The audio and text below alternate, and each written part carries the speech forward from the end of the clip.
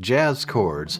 There are lots of them, and learning jazz chords can be a little intimidating, but it's not as scary if you learn just a little bit at a time. I'm going to show you some approaches you can take for learning jazz chords.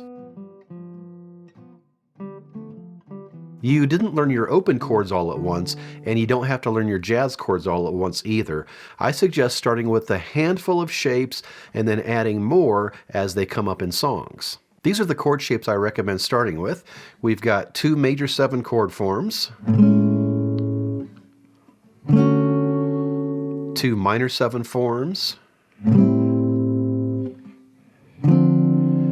2 minor 7 flat 5 forms,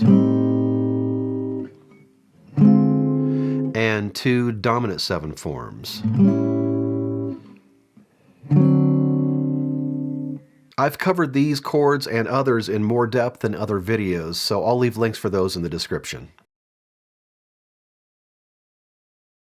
When you learn open chords, you learn a bunch of shapes down at the end of the neck.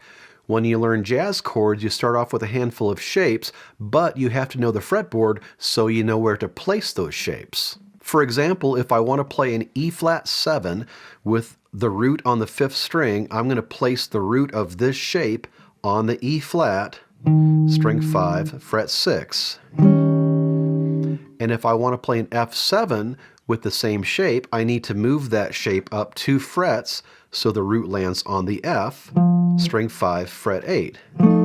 So I need to know where that F is. So to place all these shapes, at the very least, you need to know the notes on the 5th and 6th strings, but it's going to be really beneficial if you know the notes on the other strings and you know just a little bit of music theory. You don't have to know theory to play these chord shapes. Really, at the beginning, you just need to know the notes on the 5th and 6th strings and then learn the shapes. But theory is going to be very useful in understanding how all these chords are related to each other. And what's really cool is that if you understand theory and you understand your fretboard, you can figure out a lot of these chords on your own. For example, here's a B flat 7, B flat 7 flat 5, B flat 7 sharp 5, and B flat 13. You can learn these as 4 separate shapes, but if you understand theory and you understand your fretboard, you'll see that these are just variations of the same shape. So here's that B flat 7 again. For the B flat 7 flat 5, you lower the 5th of the chord 1 fret.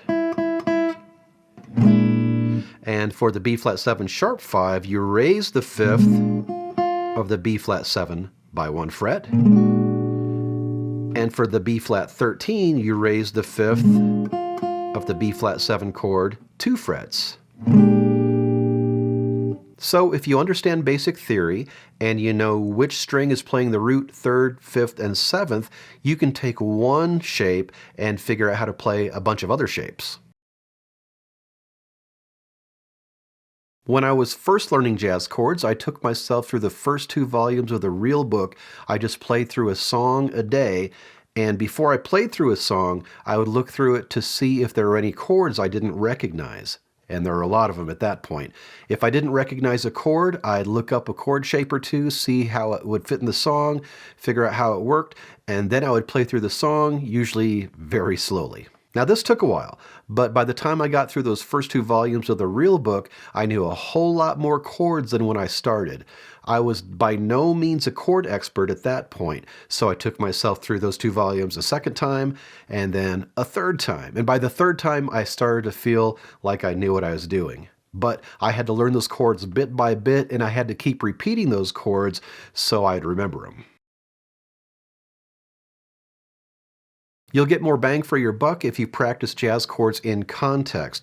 So rather than just learning some random jazz chords, string them together in some common sequences like 2-5-1 progressions in major and minor keys. The 2-5-1 progression is based on the 2nd, 5th, and 1st note of the scale. For example, here's a C major scale, C, D, E, F, G, A, B, C, or you could label it by number, 1, 2, 3, 4, 5, 6, 7, and then 1 again. A 2-5-1 in C major would then be based on the 2, the 5, and the 1, which would be played as D minor 7, G7, and C major 7. And a 2-5-1 in C minor would be based on the D, G, and C. This time D minor 7 flat 5, G7, and C minor 7. We're not going to get into theory here. Instead, here's a list of 2-5-1 progressions in major and minor keys that you could try. Now, when you play these, you want to practice moving from one chord to the next as efficiently as possible. For example, if you play a 2-5-1 in B flat major, that's going to be C, F, and B flat that those chords are based on. You don't want to play it all on one string. You don't want to go C minor 7, F7, B flat major 7 like that. Instead, you want to play the progression so the chords are all within a few frets of each other. And you do that by finding the root notes first in a small cluster.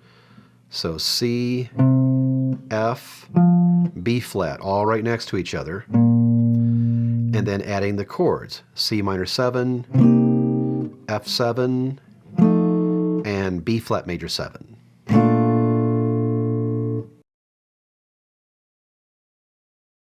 Here's a good list of jazz starter songs. If you're just getting started, you're going to see a lot of new chords, but take it a step at a time and look up new chords as they come up. And as you work on these, make sure you learn the neck so you know where to place each chord shape on the fretboard.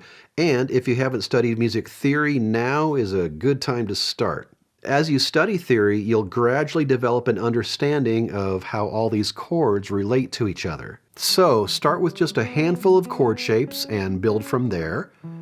Learn your fretboard, practice some 2-5-1 progressions, learn some easy jazz tunes, and work on your theory. If you're looking for a systematic approach to learning jazz chords, check out my Rhythm Guitar Book 3 or my book 3-Note Jazz Guitar Chords. I'll leave links in the description. That's all for now. Thanks for watching, and I'll see you next time with more guitar tips.